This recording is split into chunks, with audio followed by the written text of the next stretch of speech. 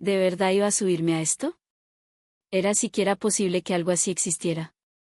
Una taza de café, inmóvil en el interior de un vehículo que se desplaza a 300 kilómetros por hora. Y no en un laboratorio de pruebas, sino en un medio de transporte cotidiano utilizado por cientos de miles de personas cada día. Al escuchar esta afirmación, la mayoría de los ingenieros responderían con una lógica aplastante: es imposible.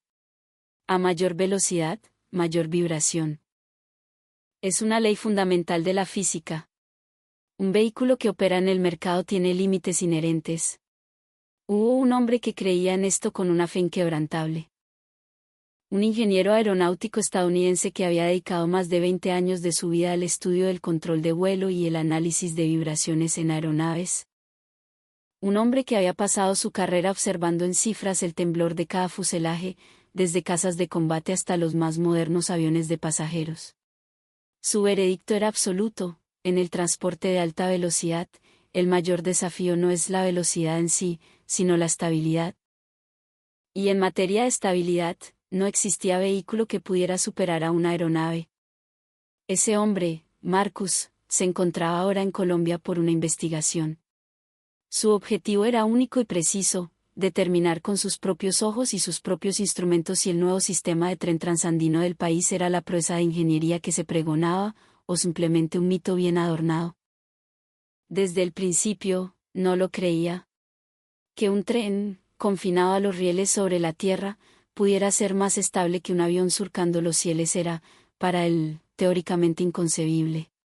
Con esa certeza arraigada en su mente, abordó el tren. Colocó sobre la mesa una pequeña taza de tinto, el café negro y fuerte de Colombia, llenada hasta el borde. Con pulso firme, puso de canto una moneda de 1.000 pesos en el marco de la ventana. Encendió su equipo de medición, un dispositivo capaz de detectar hasta la más mínima vibración de un avión. Y entonces, el tren comenzó a moverse en un silencio casi irreal. 100 kilómetros por hora. 200 kilómetros por hora. Y finalmente, 300 kilómetros por hora. En ese instante, Marcus tuvo que dudar de la evidencia de sus propios ojos. El café no se derramaba. La superficie oscura del tinto permanecía como un espejo negro. La moneda no caía. Y las cifras en su equipo de medición negaban por completo todo lo que su experiencia le había enseñado. Un vehículo terrestre, atravesando la espina dorsal de los Andes, era más estable que un avión en su altitud de crucero. Los datos lo registraban con una claridad brutal.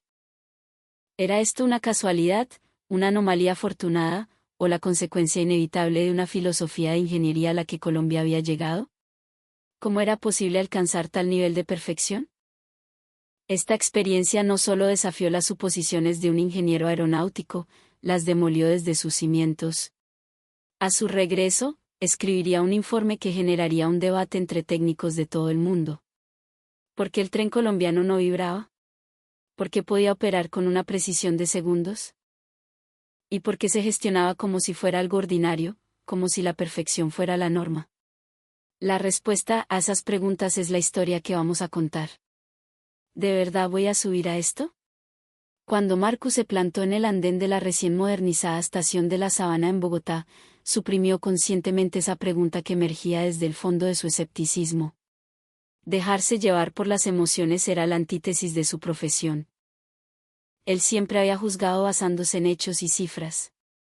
Para la mayoría de la gente, la idea de un vehículo a 300 kilómetros por hora evocaba imágenes de velocidad pura, de futuro y eficiencia. Pero para Marcus, la velocidad era apenas el primer capítulo de una historia mucho más compleja. Moverse a alta velocidad genera una cascada de problemas: vibración, ruido, estrés mecánico, fatiga para los ocupantes. A medida que la velocidad aumenta, estos factores no solo crecen, sino que se amplifican exponencialmente. Por eso, durante décadas, había llegado a la misma conclusión inmutable: la parte más difícil del transporte de alta velocidad no es ser rápido, es mantenerse estable. Marcus había forjado su carrera como ingeniero en la élite de la industria aeroespacial estadounidense. Desde el análisis de los sistemas de control de casas militares hasta la mitigación de vibraciones en aviones comerciales, llevaba más de 20 años traduciendo el movimiento de las aeronaves a un lenguaje de números. Las complejas vibraciones de un caza en un viraje cerrado o el comportamiento del fuselaje de un jumbo al entrar en una zona de turbulencia eran, para él, fenómenos que se podían descomponer, analizar y controlar.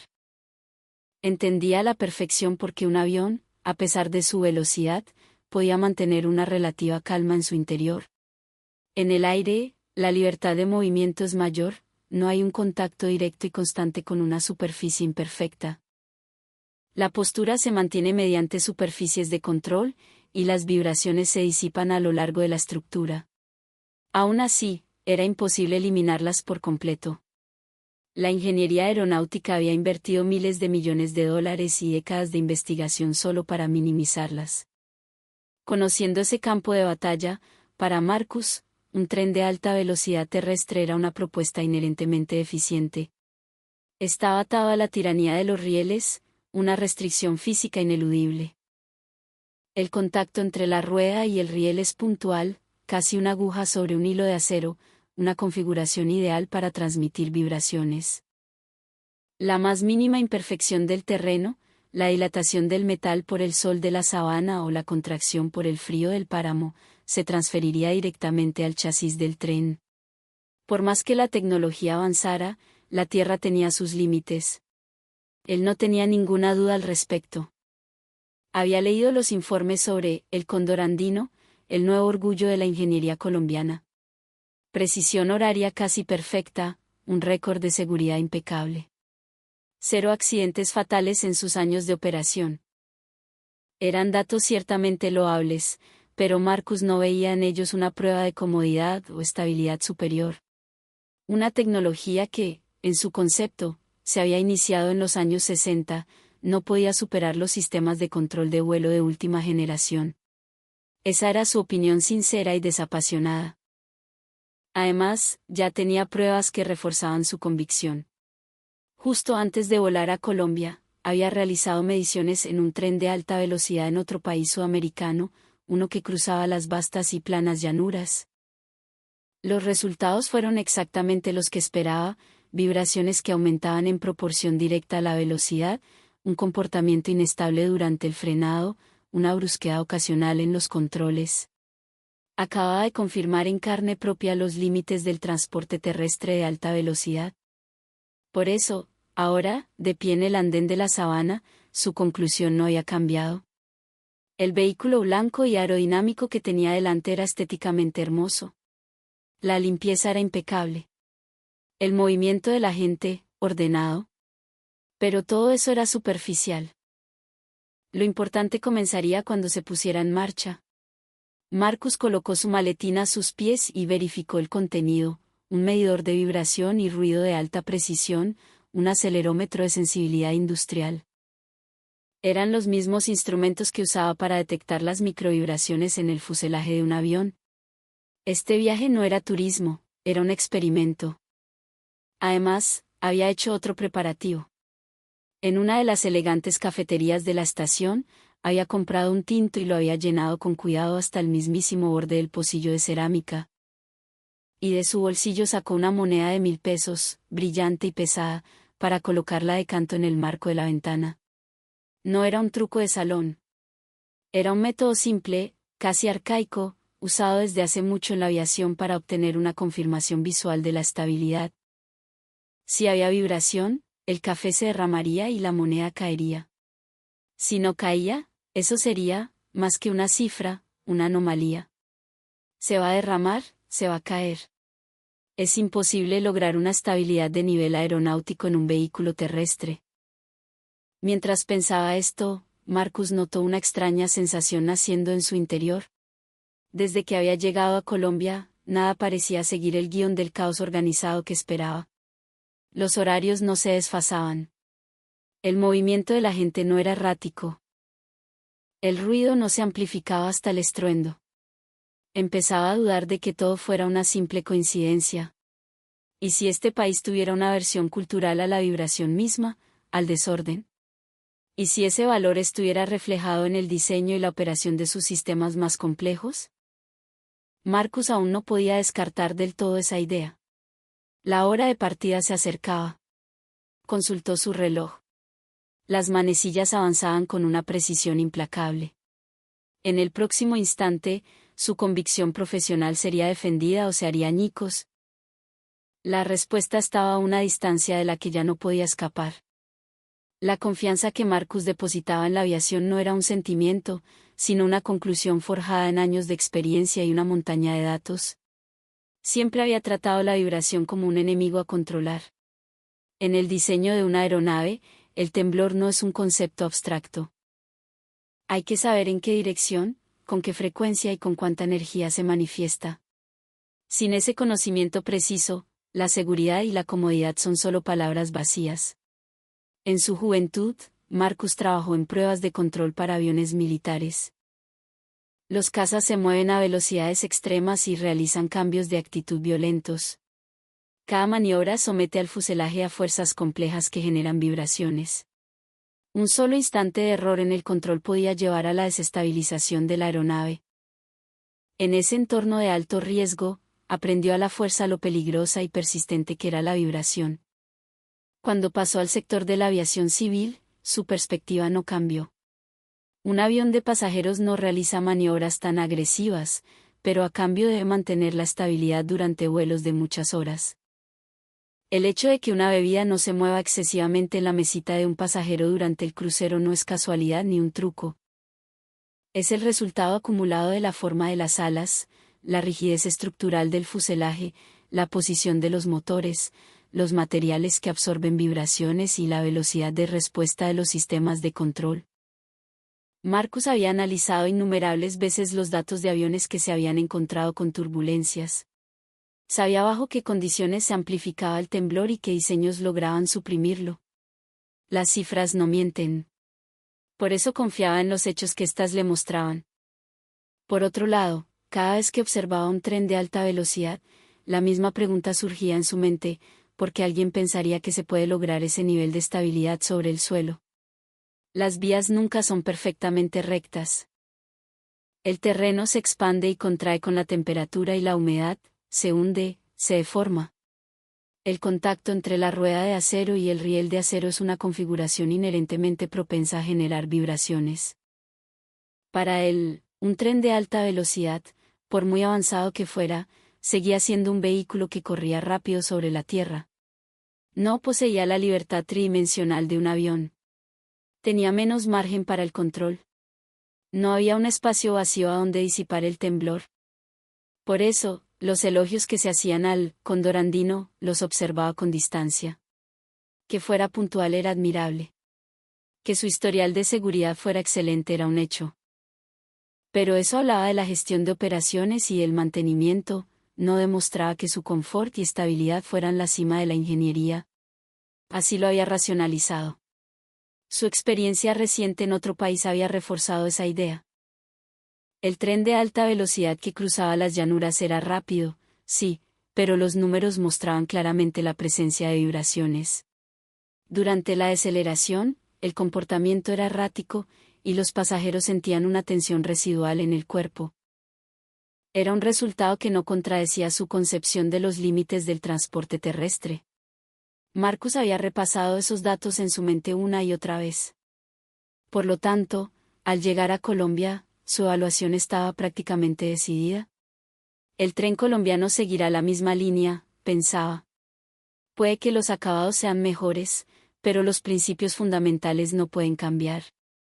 Con esa mentalidad, repasó su misión. El objetivo no era maravillarse. Era verificar. Medir hasta qué punto un tren terrestre podía acercarse al estándar de un avión. Conocer esa distancia era suficiente.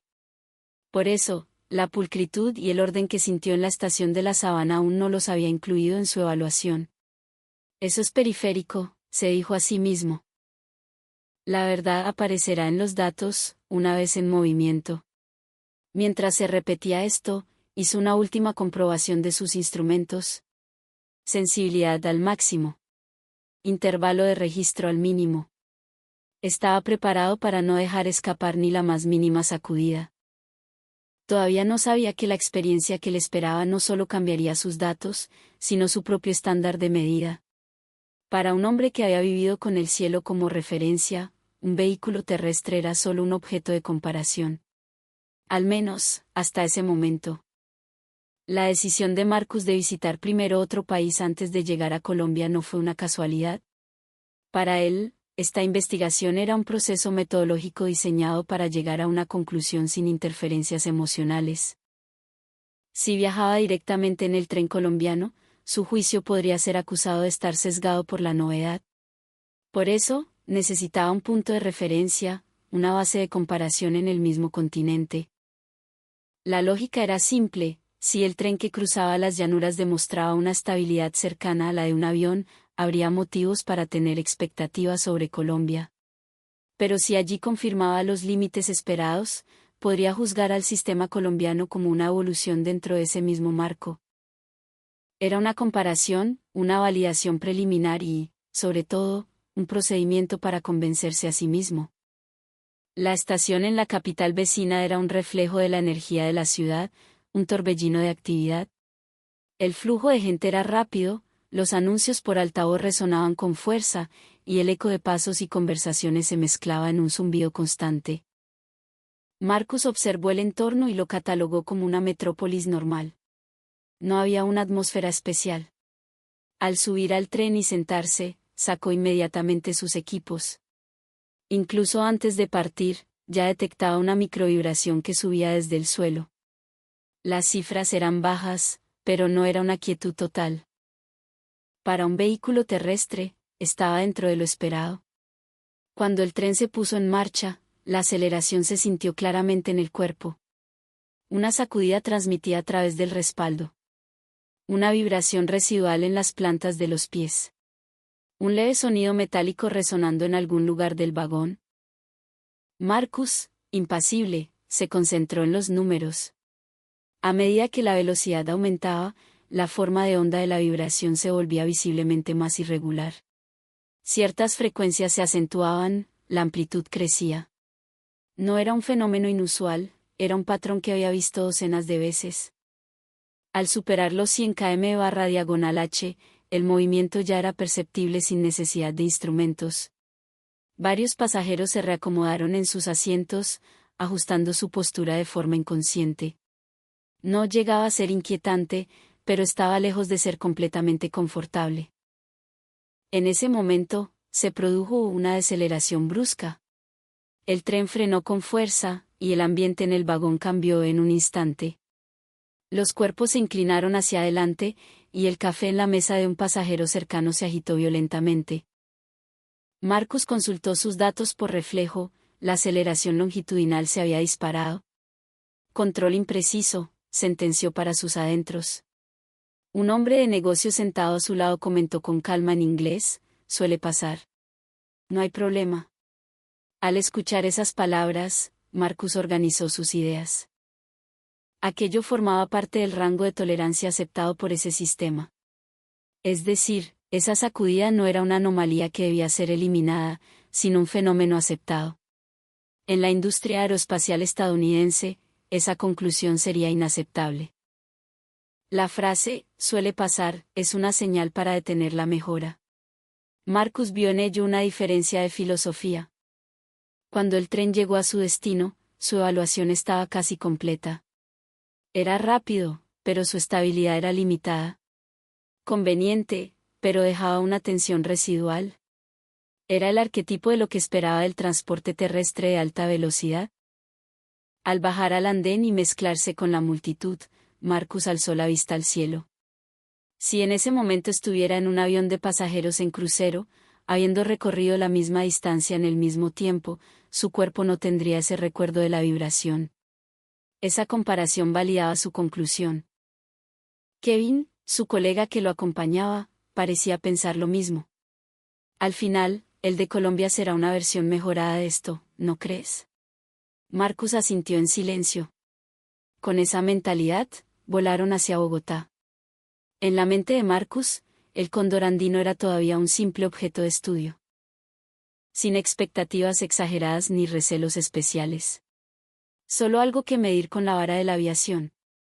En ese momento, aún no sabía que ese desvío para confirmar sus prejuicios se convertiría, más tarde, en el instrumento que pondría en evidencia la magnitud de su propio error de juicio.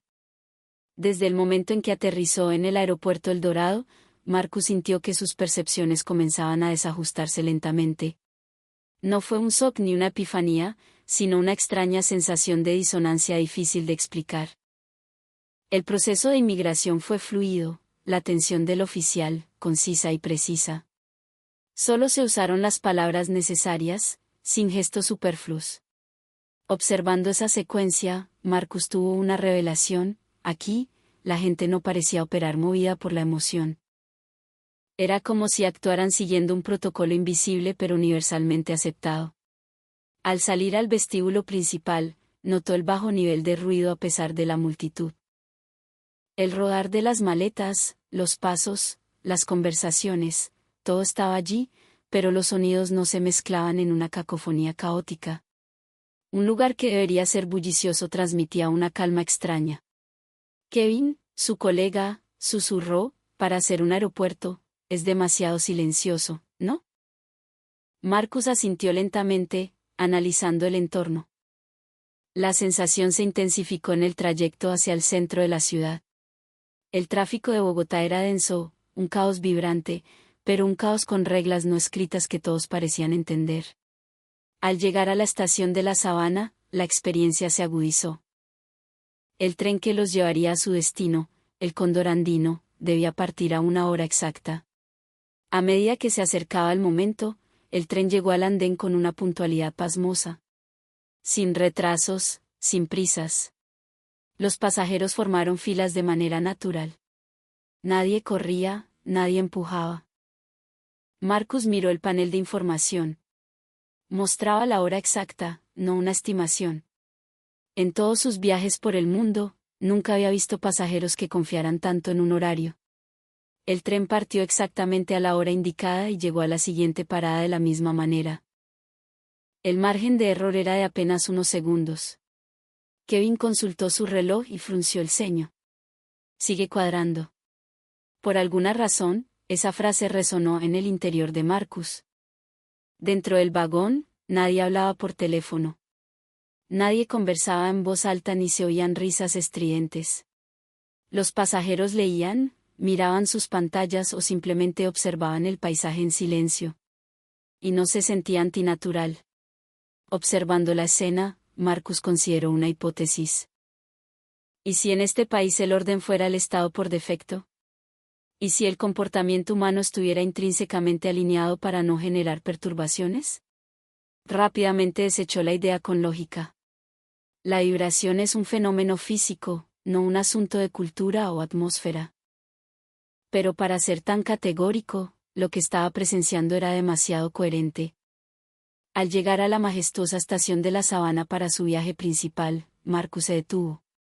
En el andén, había filas perfectamente alineadas con las marcas donde se detendrían las puertas del tren. Nadie daba instrucciones. Aún así, la gente mantenía la misma distancia y miraba en la misma dirección. Cuando el tren llegó, nadie intentó subir hasta que el último pasajero hubo bajado. Algunos mostraban prisa en sus gestos, pero ni una sola persona rompió la regla.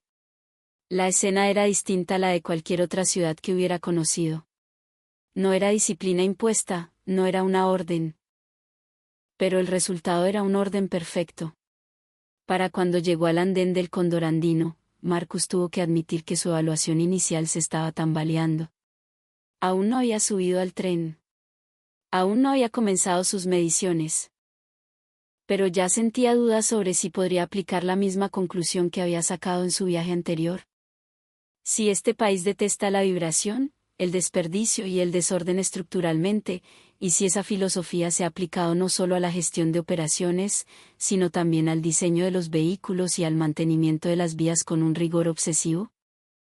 Mientras se dirigía a la puerta de embarque, Marcus se repitió a sí mismo: el juicio viene después de la marcha, después de ver los datos. Pero al mismo tiempo, un nuevo pensamiento se abría paso.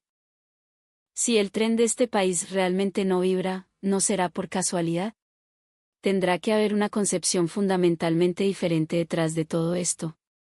Sintiendo que la respuesta estaba justo delante, Marcus avanzó hacia el andén del Cóndor Andino. Al cruzar la puerta de embarque hacia el andén del Cóndor Andino, Marcus sintió que algo cambiaba dentro de él. No era expectación, sino algo más parecido a la cautela. La premonición de que todas las premisas que había construido podrían no ser válidas en este lugar. El andén era amplio, con una visibilidad clara y libre de información superflua. La señalización estaba solo donde era necesaria, con una tipografía legible y colores sobrios. El flujo de gente era constante, si alguien se detenía, había espacio de sobra para que los demás lo rodearan sin interrumpir el movimiento. Debería estar abarrotado, pero no se sentía congestionado. Marcus se fijó primero en esa estructura. Un diseño que evita colisiones. Un ancho que permite que el flujo no se detenga. Una altura de techo que evita que el sonido rebote en exceso. Todo parecía deliberado, diseñado como un prerequisito, no como una casualidad. Cuando vio el tren detenido en la vía, se quedó sin palabras por un instante. Su carrocería blanca no tenía protuberancias innecesarias. La sección frontal era afilada, pero sin agresividad. Le recordó al diseño del morro de un avión. Se notaba a simple vista donde se había eliminado material para reducir la resistencia al aire y donde se había mantenido. Esto no es estética, pensó Marcus, es la filosofía del diseño hecha visible. A su lado, Kevin susurró, ¿está seguro de que esto se basa en tecnología antigua? Marcus no respondió. La misma pregunta estaba empezando a crecer en su propia mente. En el breve tiempo antes de la partida, un equipo de limpieza entró en el tren. Sus movimientos eran rápidos, pero no apresurados. El rol de cada persona estaba claramente definido, sus trayectorias eran eficientes, sin cruzarse innecesariamente. Los asientos giraban al unísono para mirar en la dirección de la marcha, y el suelo quedaba impoluto en un instante. Marcus miró su reloj. El tiempo de parada era limitado.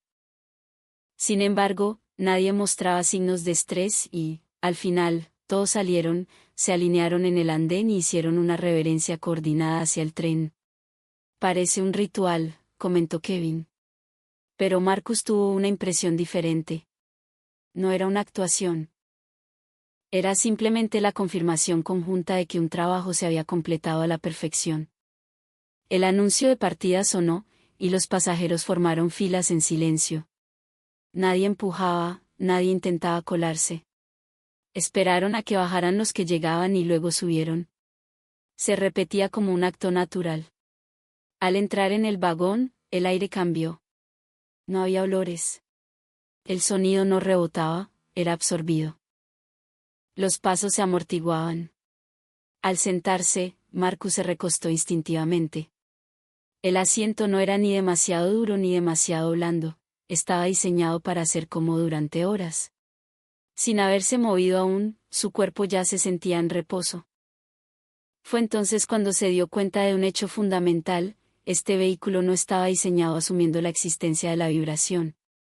No era una estructura hecha para soportar el temblor, sino una diseñada bajo la premisa de no generarlo. Marcus sacó sus instrumentos del maletín. Encendió el equipo, verificó la sensibilidad y comenzó a grabar. Los valores eran tan bajos que no parecían corresponder a un vehículo detenido. A continuación, tomó el pocillo de cerámica y sirvió el tinto hasta el borde. La superficie líquida formó un menisco convexo, a punto de desbordarse. Luego, colocó la moneda de canto en el marco de la ventana. Al soltarla, la moneda se quedó perfectamente quieta. Todavía no nos movemos. Es normal, se dijo. Pero su vasta experiencia le decía que incluso un vehículo detenido siempre tiene microvibraciones. La quietud total era, de hecho, antinatural. Sin embargo, en este vagón, apenas había indicios de movimiento. La forma de onda en su medidor era casi una línea plana. Se acercaba la hora de partida. Marcus miró su reloj. En el instante exacto en que las manecillas marcaron la hora señalada, el cóndor andino se puso en marcha. Sin un sonido, sin un impacto, sin la sensación de ser empujado contra el asiento. Marcus revisó los datos inmediatamente. La aceleración apenas había cambiado. No había una fluctuación lo suficientemente grande como para ser registrada como vibración. En ese momento, uno de sus paradigmas comenzó a desmoronarse. La vara de medir de un hombre que había usado el cielo como referencia, por primera vez, estaba perdiendo su sentido. La velocidad aún es baja. Es pronto para juzgar. Mientras se decía esto, Marcus ya sabía que esta no sería una verificación como las demás. Este vehículo jugaba en una liga diferente. El cóndor andino partió con una puntualidad cronométrica. Marcus había estado esperando el impacto inicial de la aceleración, pero este nunca llegó. El aumento de velocidad fue tan progresivo que el cambio de presión sobre su espalda era casi imperceptible. Inmediatamente revisó las lecturas de su equipo. La curva de aceleración era suave, sin picos pronunciados en ninguna dirección. Normalmente, un vehículo terrestre muestra una vibración lateral o vertical justo al arrancar, pero en este caso, los valores estaban cerca del límite de detección del instrumento. A medida que la velocidad aumentaba, Marcus también prestó atención al entorno del vagón. Las maletas en los compartimentos superiores no se movían. La taza de tinto sobre la mesa permanecía inmóvil, su superficie contenida por la tensión superficial. La moneda en el marco de la ventana ni siquiera insinuaba una inclinación. Todavía estamos en el rango de baja velocidad, se dijo, posponiendo su veredicto. Cuando el tren dejó atrás el denso paisaje urbano de Bogotá y comenzó a ganar velocidad en serio, normalmente deberían aparecer cambios en el comportamiento del vehículo. Las juntas de los rieles, los cambios de aguja, las sutiles curvas del terreno deberían manifestarse como vibraciones. Marcus observó la forma de onda en su pantalla, esperando ese momento. Pero las cifras apenas cambiaron. El espectro de frecuencias de la vibración era plano, sin picos, y la amplitud se mantenía en un nivel muy bajo. Superó los 100 km/h. Aún así, la sensación física apenas varió.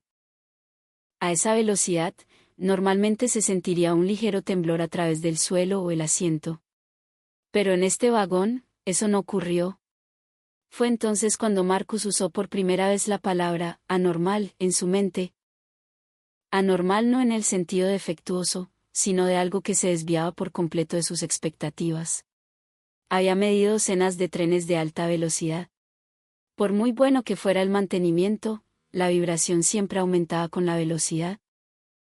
Esa era la premisa fundamental de un vehículo atado a la tierra. Pero el cóndor andino parecía ignorar esa premisa. A 150 km/h, la situación no cambió. La superficie del tinto era un espejo oscuro e imperturbable. La moneda seguía en posición vertical. Kevin, su colega, no pudo evitar susurrar, ¿todavía no se cae? Marcus no respondió, sus ojos fijos en la pantalla del medidor. Fue entonces cuando comenzó a considerar una nueva posibilidad. No se trataba solo de la excelencia del tren. Quizás las vías, la operación y el control estaban todos diseñados como un único sistema integrado. En la aviación, la estabilidad de un avión no se evalúa de forma aislada. La pista de aterrizaje, el control aéreo, el mantenimiento, las reglas de operación, todo debe funcionar en conjunto para que la seguridad sea una realidad. ¿Y si el cóndor andino estuviera construido bajo esa misma filosofía? Al alcanzar los 200 km/h, Marcus comenzó a admitir que su experiencia ya no le servía de guía. Normalmente, a esta velocidad, los valores de vibración subirían un escalón. Pero las cifras reales eran comparables a las de un avión en altitud de crucero. Estoy usando la comparación equivocada, pensó. Este tren no debía ser evaluado como un vehículo terrestre. Debía ser visto como un sistema de movilidad independiente. En el momento en que tuvo ese pensamiento, se dio cuenta de que su forma de razonar estaba cambiando radicalmente. Hasta ahora, había medido la tierra con la vara del cielo. Pero ahora, La propia vara se estaba tambaleando. El tren seguía ganando velocidad, pero la vibración no aumentaba. El ruido no aumentaba. Los números seguían mostrando una estabilidad monótona. En ese punto, Marcus comprendió con total claridad que este viaje no era una casualidad ni el resultado de condiciones favorables temporales. Esto era el resultado de un diseño. El cóndor andino siguió acelerando, y el velocímetro superó los 250 km/h. En este rango de velocidad, los sistemas de transporte terrestre convencionales suelen presentar múltiples problemas simultáneos.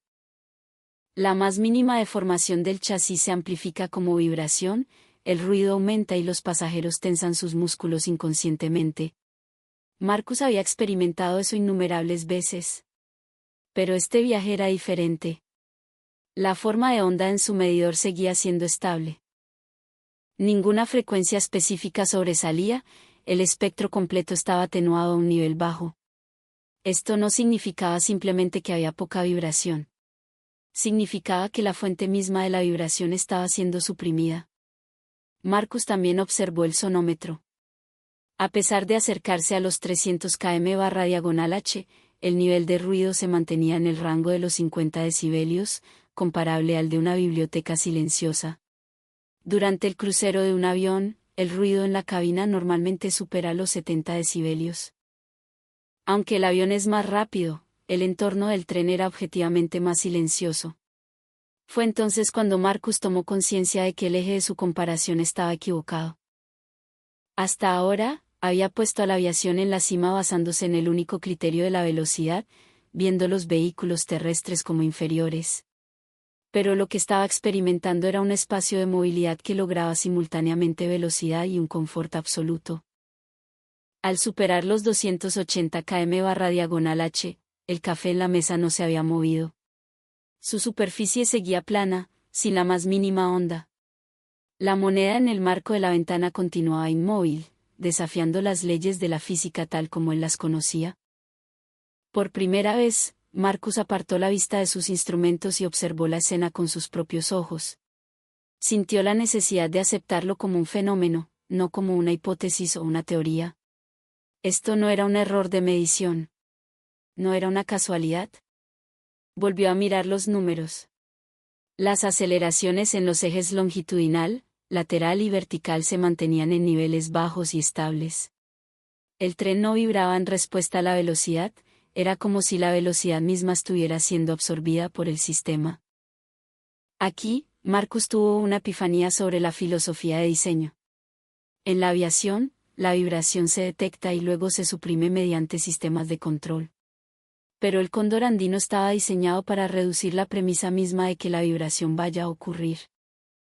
No solo el vehículo, sino las vías, la cimentación, el mantenimiento y la gestión de la operación funcionaban al unísono para crear condiciones en las que la vibración apenas pudiera generarse. Eso no se puede lograr con una sola tecnología, requiere décadas de mejoras acumuladas y una operación que no admite compromisos. Marcus comenzó a entender por qué había juzgado mal al tren colombiano. Lo había visto como una extensión de una tecnología antigua. Pero en realidad, era un sistema que había evolucionado por un camino propio, actualizándose constantemente. Kevin, con voz baja, dijo, no tiene sentido comparar esto con un avión. Marcus asintió lentamente. La comparación no es con la aviación, sino con la perfección misma. Y lo que tenemos delante es un sistema de movilidad de una perfección casi absoluta. En el instante en que el tren alcanzó los 300 km/h, no hubo ningún cambio en el vagón. No se sintió el fin de la aceleración, el ruido no aumentó. Solo los números en el velocímetro indicaban silenciosamente que se había alcanzado la velocidad máxima. En ese momento, Marcus llegó a una conclusión clara. La premisa de que los vehículos terrestres son inferiores a los aéreos había sido refutada por los hechos. El cóndor andino no debía ser evaluado con el cielo como estándar. Él mismo podía ser el estándar. Era un paradigma completo e independiente. A partir de ese momento, su mente pasó de la pregunta, ¿es posible?, a ¿cómo es posible? El porqué de su estabilidad, de su puntualidad. y de cómo se podía operar algo así como si fuera lo más normal del mundo. El tren seguía su viaje, pero en la mente de Marcus, una respuesta ya se había consolidado. Tras confirmar la estabilidad a 300 kilómetros por hora, el interés de Marcus pasó del resultado a la causa. Como ingeniero, no podía limitarse a observar un fenómeno. Si no entendía por qué era posible, qué elementos lo sustentaban, no podría estar satisfecho. Lo primero que le llamó la atención fue que los datos no se alteraban ni siquiera durante los cambios de velocidad. Normalmente, en el rango de alta velocidad, la energía de la vibración aumenta proporcionalmente. Sin embargo, en el cóndor andino, el margen de fluctuación entre 150 y 300 km por hora era prácticamente el mismo. Esto indicaba que no se trataba solo de un sistema de control que suprimía la vibración, sino de una estructura fundamentalmente diseñada para no generarla. Marcus pensó en la relación entre el tren y las vías. El contacto rueda-riel es casi puntual, lo que tiende a concentrar las vibraciones. Para compensar esa debilidad, se necesitaría llevar la rigidez de la cimentación, la precisión de los rieles, la frecuencia del mantenimiento y el diseño de la suspensión del vehículo a un nivel extremo. Si uno solo de esos elementos fallara, estas cifras no serían posibles. En otras palabras, el cóndor andino no era perfecto solo como vehículo. Estaba diseñado como una única máquina que incluía las vías, el suministro eléctrico, las señales, el mantenimiento y el personal. En eso, Marcus vio un paralelismo con la aviación. Un avión tampoco es seguro solo por su propio rendimiento. La pista, el control aéreo, el mantenimiento y las regulaciones operativas deben estar integrados para que un vuelo sea estable. El cóndor andino estaba aplicando esa misma filosofía en tierra, con una ejecución implacable. Un evento fuera de la ventana pareció confirmar su teoría. Mientras atravesaban el eje cafetero, el espectacular paisaje del Valle de Cócora, con sus palmas de cera gigantes, apareció a la derecha. No hubo un anuncio especial. La megafonía del tren se limitó a dar la información necesaria con una voz serena. Marcus miró su reloj. La hora coincidía casi al segundo con la descripción que había leído en el folleto en Bogotá. Se podía predecir el momento exacto en que pasarían por un punto de referencia. No era una coincidencia. Un pasajero colombiano sentado cerca le explicó con naturalidad, el cóndor se gestiona al segundo. Por eso, la hora en que se ve el valle desde aquí es casi la misma todos los días. Marcus se quedó sin palabras por un instante. En la aviación, la gestión del tiempo es crucial, pero no se opera con una precisión que permita predecir el paisaje al segundo. El clima y el tráfico aéreo lo hacen inviable. Pero el cóndor andino lo lograba al fijar las condiciones de forma rigurosa y eliminar las variables. Esta precisión no era solo una cuestión de comodidad.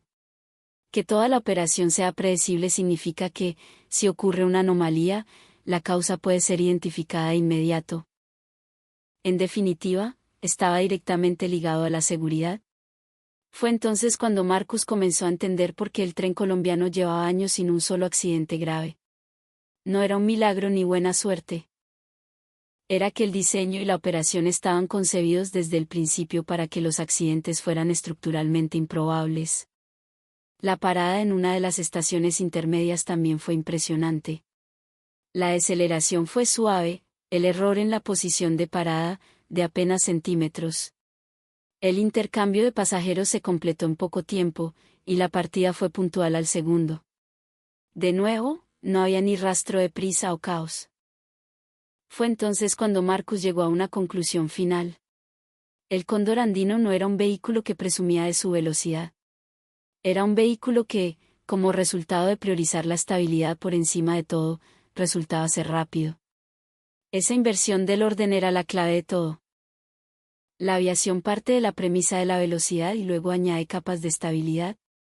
El cóndor andino partía de la premisa de la estabilidad y, sobre esa base, aumentaba la velocidad. Por eso este viaje era posible. Marcus sintió como su escala de valores, la que había dado por sentada toda su vida, se estaba reescribiendo silenciosamente. No era una sensación de derrota, sino de comprensión. Solo quedaba una pregunta. ¿Se mantendría esta perfección hasta el final del trayecto? La respuesta llegaría en la estación de destino. Cuando sonó el anuncio de la llegada a Medellín, Marcus consultó una vez más el itinerario. La hora de salida, las horas de paso por puntos intermedios y la hora prevista de llegada, todo se había cumplido tal como estaba indicado. Después de haber verificado la estabilidad durante todo el trayecto, solo le quedaba una última prueba. ¿Realmente no habría desviaciones hasta el final? El tren comenzó a decelerar. En esta fase, un tren normal mostraría las típicas sacudidas longitudinales del frenado. Los frenos se aplicarían de forma intermitente, creando una sutil tensión en el vagón. Marcus buscó esa señal. Pero la deceleración fue constante, y el cambio en los datos, continuo.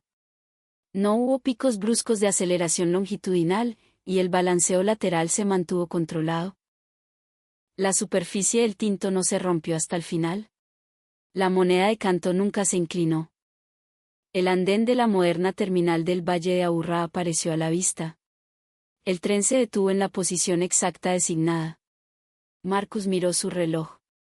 La hora de llegada era la que marcaba el horario. ¿Ni un segundo de error? En ese instante, comprendió definitivamente que todo lo que había experimentado no era una suma de coincidencias. No era que una parte fuera excelente, sino que el sistema entero estaba bajo control.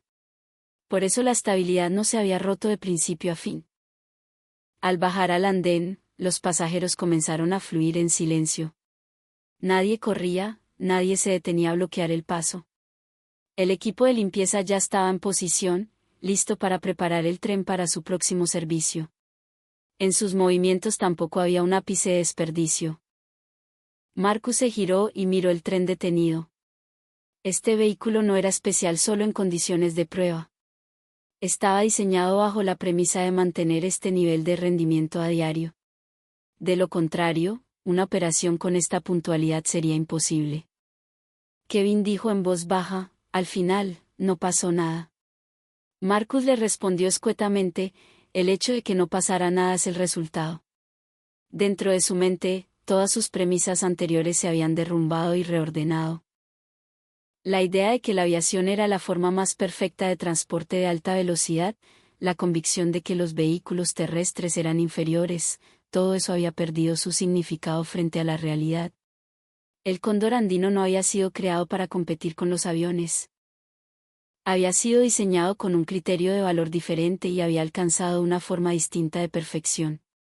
Velocidad, estabilidad, precisión y seguridad, logradas simultáneamente como una respuesta independiente y soberana. Marcus no se sentía derrotado.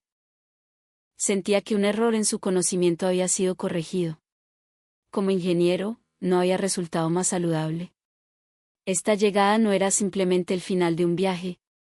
Era el instante en que una filosofía de ingeniería había sido demostrada por los hechos.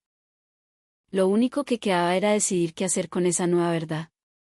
Incluso después de salir de la estación de Medellín, la mente de Marcus seguía llena de los datos del viaje. Tenía planes de visitar algunos lugares de la ciudad, pero su interés ya no podía despegarse de la experiencia del trayecto. 1 hora y 42 minutos, más de 400 kilómetros a través de una de las geografías más complejas del mundo, todo completado sin un error de segundos y en un estado de estabilidad absoluta.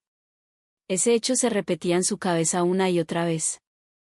A su regreso a Estados Unidos, Marcus se puso a trabajar de inmediato en su informe. Evitó cualquier lenguaje emocional. Contarlo como una anécdota personal podría generar interés, pero no tendría sentido. Lo que escribió fue una disección de cifras, condiciones, comparaciones y conclusiones. El informe comenzaba así: el sistema de tren de alta velocidad de Colombia no debe ser evaluado como transporte terrestre. Debe ser analizado como un sistema de movilidad integrado de alta velocidad, con su propio estándar de evaluación. En el cuerpo del documento, comparó sobriamente los resultados de sus mediciones previas con los datos de Colombia, detallando las vibraciones, el ruido, el comportamiento en la deceleración y la precisión operativa. Hizo especial hincapié en el hecho de que las cifras no empeoraban al aumentar la velocidad. Esto, argumentaba, no era simplemente una muestra de alto rendimiento, sino una prueba de una filosofía de diseño fundamentalmente diferente. En la conclusión, Marcus escribió: la aviación ha evolucionado partiendo de la velocidad como premisa y añadiendo estabilidad. El sistema colombiano ha evolucionado partiendo de la estabilidad como premisa y aumentando la velocidad. Esta inversión en el orden de prioridades es lo que produce la diferencia resultante en confort y precisión. Envió el informe a una prestigiosa publicación de ingeniería en Estados Unidos. La reacción superó todas sus expectativas. A los 2 días de su publicación, docenas de ingenieros de todo el mundo comenzaron a comentar: ¿cómo era posible tal nivel de estabilidad en un vehículo terrestre? Porque esa misma filosofía no se había podido replicar en otros países. ¿Qué estándar habíamos estado usando para evaluar nuestra propia tecnología? Lo más revelador fue la reacción de sus colegas del sector aeroespacial. Intentaron analizar el sistema colombiano no como un tren, sino como un sistema completo, exactamente la misma conclusión a la que Marcus había llegado. Unas semanas después, Marcus recibió un correo electrónico.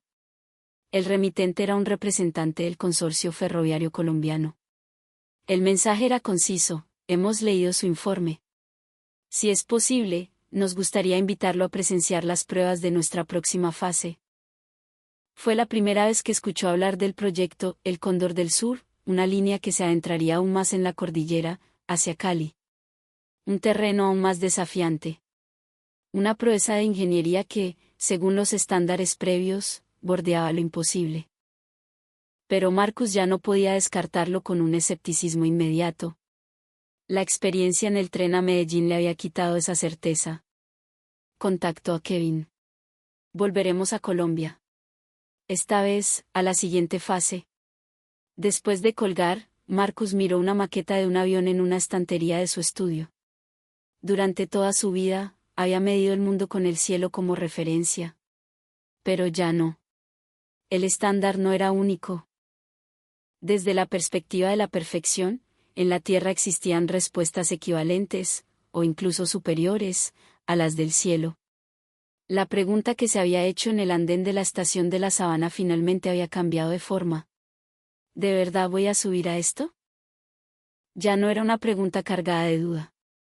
Ahora era: ¿por qué el mundo no construyó las cosas de esta manera? Porque una filosofía de diseño tan rigurosa ha estado operando silenciosamente, casi en secreto. Marcus lo había entendido.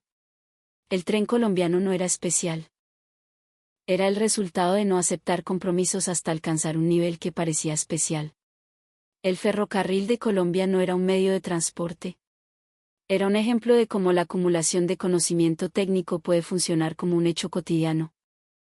Esa experiencia había cambiado sus estándares para siempre. Y su próximo destino era un mundo aún más desafiante. Pero la velocidad ya no era el objetivo. Su única misión sería confirmar si era posible mantener la estabilidad, no perder la precisión y operar como si fuera normal. Ese era el verdadero veredicto de esta historia.